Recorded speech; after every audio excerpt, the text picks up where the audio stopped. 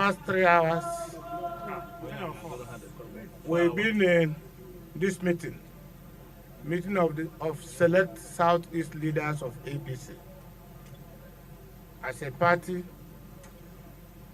we took a resolution to come all out now to unite our party in the zone, strengthen our party in the zone, make APC the dominant party in Southeast, encourage our brothers and sisters, even those in political offices that are not members of APC, to see reason for the interests of Ndibo and Southeast as a zone to join APC, that is the ruling political party.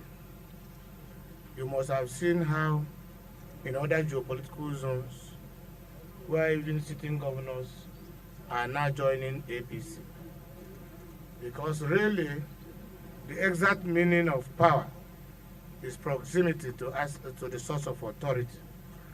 It is by joining the All Progressive Congress that is in charge of federal government of Nigeria and over 22 subnational governments that Southeast will be very, very close to the corridor of power, and we are to benefit more.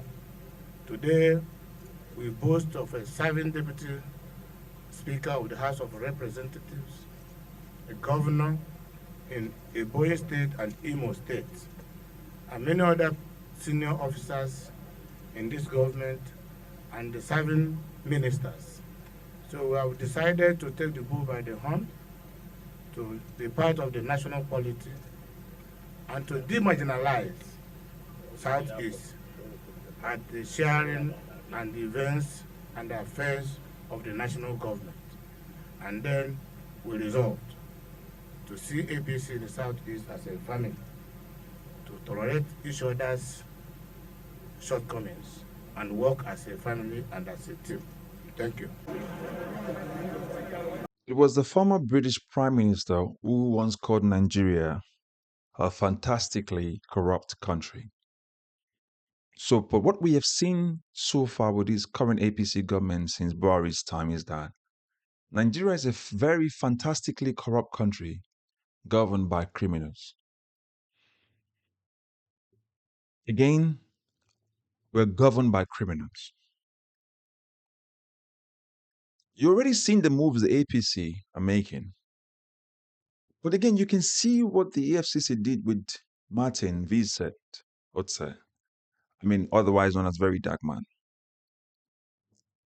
That one dark man, that one person has more integrity and truth in him than the entire APC party. In Nigeria today, when you speak up and you speak the truth, this government clamps you down, and they use government infrastructure like the EFCC to clamp Nigerians down. I'm saying that to say this, but what has happened with the South? Look at what happened with Rivers State, how the president seized Rivers State and imposed on them a person who the Constitution does not recognize. And now they're moving to the Southeast. The train is moving to the Southeast. There are currently 5 governors in the Southeast, only 2 APC, including Ebonyi and Imo State. But now that train of corruption is going there right now. And don't be shocked when you see that defection happening from other political party to the APC. What I'm trying to say basically is this. What has the APC done for Nigeria? It's saying that the proximity to power is being close to the source, not us, but them. Because Nigerians are meant to be the ones to give you power, not yourself. What we're seeing today in Nigeria is a group of individuals who have put themselves as cartels of criminals to force themselves on Nigeria. But let's break down what Opus Adima here said. Before we do that, if you're meeting this content for the first time, like, share, and subscribe. And if you've been following us and you have not subscribed, please do so. And remember to watch this to the end. I recommend this channel to others as well. Let's be part of the dialogue. We have intelligent conversation here. So I'm going to start by asking you this question again. What has APC done for Nigeria? What has Opus Dazima done in Imo State? What? I know a lot of people from Imo State that can't go to their villages, like most places in Nigeria right now. What has Opposite done in Nigeria, in Imo State? Look at the last election. The Nigerians, the people from Imo State really vote for Opposite. No. Allegations of corruption, threat, people were stopped from voting, voter disenfranchisement, thuggery, exactly the same thing APC did across the Southwest. Even in Lagos State that they lost as well. Exactly the same thing. Look at the APC, for example. Let's start from the president. Accused of all sorts of crime. We don't really know what his true age really is today. We don't know what is the true source of his wealth, even though he said that it was investment. But we know that's a lie. Look at the vice president, accused of financial mismanagement as governor. Negligence before the girls were kidnapped. Harboring a suspected Boko Haram apologist. That's our vice president. The chairman of the APC, Ganduje, caught with camera, literally collecting bribe, never been prosecuted, never went to jail. The Speaker of the House of the National Assembly, the Senate President, myriads of corrupt cases, sexual harassment. I mean, the cases against Akpabio is enough to not make anybody do business in Nigeria. But that's the same man that sits and presides over laws that have been happening in Nigeria. That same Senate president. Let's keep driving down. I don't want to speak about the Speaker of the House of Assembly. We can see the shenanigan happening there in the Speaker in the House of Assembly. Let's come down. Yaya Bello. Billions have never been arrested. Okowa has just decamped now to the APC. When they tell you that the APC is a cartel of criminals, accept it. Because you know what? They said, come to us and your sins will be forgiven. Okowa has defected with the entire PDP of Delta State. His sins has been forgiven. Trillions that he stole, gone. Wike, obviously from PDP right now, we know it's just about a matter of time before Wike officially says he's now a member of the APC, because we know from time he was going to go there. The man loves power. See the destruction he's done with River State? For greed, for power. That's what Uzodinma here said. He said, we know that the exact meaning of power is proximity to the source, not Nigerians. We are the one that gives them power to say, represent us and help our country be better. But they're not taking it into account. Shall I continue? If you list the hierarchy of APC, you will see it's nothing but criminal cases all over, stamped as authority in Nigeria. How can Nigeria be better? How can we be better to get to a better place when we have all of these kind of entities governing us? We're in a quagmire right now. That's why I'm asking. I put VeryDarkMan side by side with APC, and I ask you this question: who would you believe, Darkman or the APC? When the government gets into power, not by the will of the people by them, but by their own will and the will of INEC, they will never govern for us. I have said this repeatedly everywhere. This government will never govern for you. I asked this earlier. What has APC done for Nigeria? 2 years into this Bola Tinubu's administration, what has become of Nigeria? Are we better off before Bola Tinubu, or are we better off after he took over? For the states that are governed by APC, go and check it. Check what they produce or what they get as internally generated revenue compared to what they're doing. You'll see it is far way below. Don't tell me about Lagos State.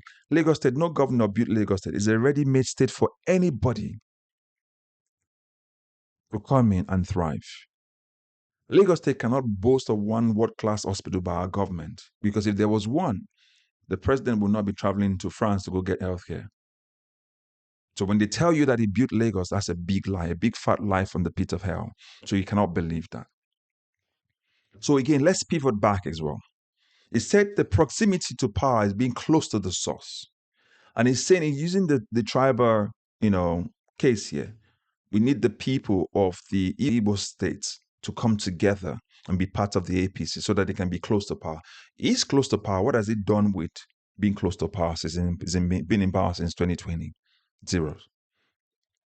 The people didn't want him, but he won. You can see the corrupt cases. You can go and check, go Google the case of the Imo State election. You will see how much of corruption went into it. mad by corrupt cases. But yet we have the EFCC who is toothless, and they go after the people's because they realize that they need to suppress the people. Let me give you a case here so that you understand. If you put VeryDarkMan tomorrow, say this is 2027, and he says to his Rattel family, that guy's got a lot of supporters around the world, not just in Nigeria, so don't joke with it. If he says to the Rattel people and says, we are all Rattel family members, we are not going to vote for the APC this time, they need to go. Do you not think that that would happen? Imagine he has 10 million supporters and he tells those 10 million people before the 2027, say, go get your PVC and make sure you're ready to vote. We're going to change Nigeria. What do you think will happen? That's one man commanding over 10 million people. What was the total vote that was counted in 2023? One man commanding that much amount of people. That's why they need to silence him. They need to keep him quiet. That's why I'm saying to you, don't keep quiet. Because if you do, you will be the next victim. It's a matter of when. Not whether it's God forbid. We're all Christians. We're all whatever you said, but we'll believe in God, right? It does not matter if you don't speak up. You see, these corrupt cases will continue. They are afraid. Our politicians have become so afraid because they know that we are that generation they were never looking forward to seeing. Now they're doing everything they did to our parents to keep us quiet. They're using the police, the EFCC, the military, name it, to keep us quiet. But we must not let it happen. We're bigger than that now. Our voices are louder now. They cannot keep us quiet. You see, with the thing that we currently have, the tools we have to advantage, let's make sure we don't keep quiet. Whatever their trumped up charges are against VeryDarkMan, let's realize that they're trying to silence us. So who do you go for? The one with the biggest voice. He has one of the biggest voices in Nigeria. And that's what they're looking for. They go with the jugular to that one with the biggest voice to keep him quiet. Because everything is geared towards 2027. In spite of how bad this administration is, but everything is geared towards 2027. Don't forget that. So the time you're thinking of keeping quiet, it's too late. This APC government of corrupt individuals will not keep quiet. Again, I said, Yaya Bello is still roaming the street freely. Okowa has been accused of still roaming the street freely. Kanduje never been prosecuted. Akpabio, God, that man. Akpabio alone is a big question. So I ask you this question.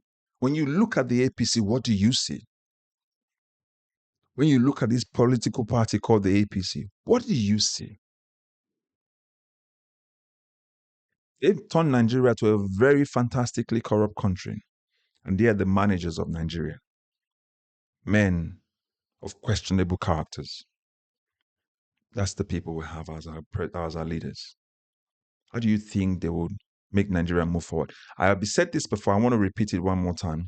For those of us who are thinking that this concurrent National Assembly will pass and change laws to make elections clean, smooth, and safe, you're joking. They're not going to do it. Because if they do, they will lose power and they will be prosecuted, and they don't want it. This is why corruption is persisting in Nigeria. So let's don't keep quiet. So let's get right into the comment section. Let us know what you think. I want to know what you think about this current APC. When you assess this government, what have they done? And when you look at how VeryDarkMan was whisked away, what is your thinking about it? Nigerians are speaking up. Let's get in the comment section. Let's see what you think rather. Again, if you're meeting this content for the first time, like, share, and subscribe. And if you've been following us and you've not subscribed, please do so. As always, I'll catch you in the next video. But remember to share this content with others. God bless you. Bye-bye for now.